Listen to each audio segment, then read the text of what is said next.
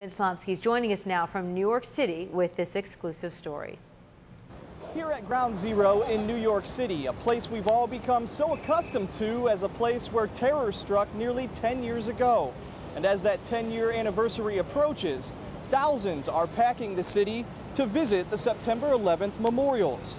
But soon, Erie will have its own memorial, an 18-foot steel beam from the fallen World Trade Center buildings. A memorial that will mean not only so much to those of us in Erie, but even those affected here in New York.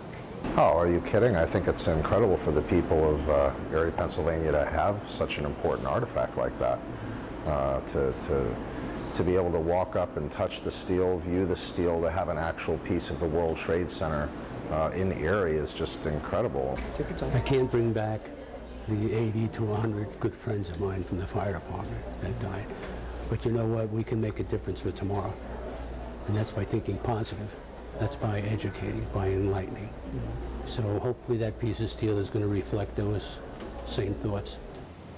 And that steel beam is scheduled to arrive in Erie Tuesday night. City Councilman Mark Alexandrovich and a small team of volunteers are looking for the best place for that memorial. Reporting in New York City, I'm Vince Slomsky.